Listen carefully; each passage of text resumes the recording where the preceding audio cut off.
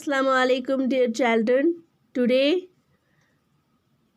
we start class 8 subject science. तो हमारे कोल और पेट्रोलियम का जो क्वेश्चन आधे हमने किए थे और आधे बचे हुए थे, तो आज हम वो कंप्लीट करने जा रहे हैं। तो बच्चों, हमने क्वेश्चन 3 तक किए थे और अब क्वेश्चन 4 से हम आगे करने जा रहे हैं। तो आप अच्छी ध्यान से सुनिएगा और इनको पूरा कॉपी में भी चढ़ाइएगा।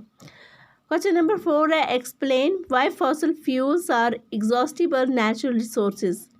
तो इसका आंसर है fossil fuels are exhaustible natural resources as they are limited in quantity. Also formation of fossil fuels is a very slow process which taken million years. तो फॉसल फ्यूल्स जो है वो एग्जॉस्टिबल है, मतलब उसकी जो लिमिट जो क्वांटिटी है उसकी वो लिमिटेड है और उसकी जो फॉर्मेशन है वो बहुत स्लो प्रोसेस है, तो जिसमें कितने मिलियंस ईयर्स लग जाते हैं। डिस्क्राइब करेक्टरिस्टिक, क्वेश्चन नंबर 5 है, describe characteristic and uses of coke.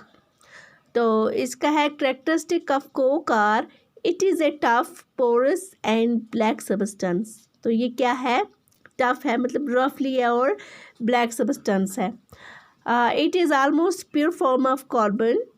तो इसका यूजेज जो है ये Coke is used in the manufacture of steel and in the extraction of many metals.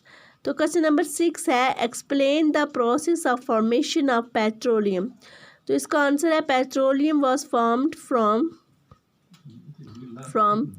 organisms living in the soil.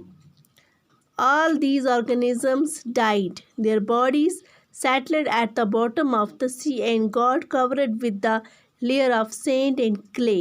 तो जो petroleum है वो क्या होता है, जो लिविंग ऑर्गेनिजम्स हैं वो सारे जब डेड हो जाते हैं तो सी में, तो वो कहाँ सेटल हो जाते हैं, at the bottom of the sea. तो उनके ऊपर क्या हो जाता है, डिपॉजिट हो जाती है सैंड और क्ले। तो in the absence of air, तो वहाँ पे जब वहाँ पे कोई भी हवा वगैरह नहीं होती है तो वहाँ पे जो प्रेशर और टेम्परेचर है वो क्या हो जाता है, हाई हो जाता है। High temperature and high pressure ट्रांसफॉर्मड the dead organisms into petroleum and natural gas. तो हाई टेम्परेचर हाई प्रेशर की वजह से जो डेड ऑर्गेनिजम्स है वो किस में, पेट्रोलियम और नेचुरल गैस में कन्वर्ट हो जाते हैं। तो क्वेश्चन नंबर 7 है, what are exhaustible natural resources, give example. Exhaustible resources are those resources which are present in limited quantity and can be completely used by humans activities are called exhaustible resources. Examples are coal and petroleum. तो exhaustibles वो होते हैं जिनकी quantity limited होती है और वो human activities की मतलब यूज़ का होते हैं, उनको क्या कहते हैं, coal and petroleum. What are inexhaustible natural resources, give example. Inexhaustible natural resources are those resources which are present in unlimited quantity and can not be completely used up by human activities.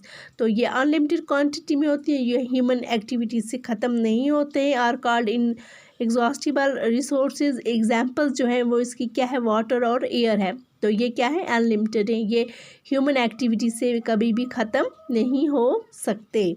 तो question number 9 है, what is natural gas, why is natural gas is called a clean fuel. Natural gas को clean fuel क्यों बोलते हैं।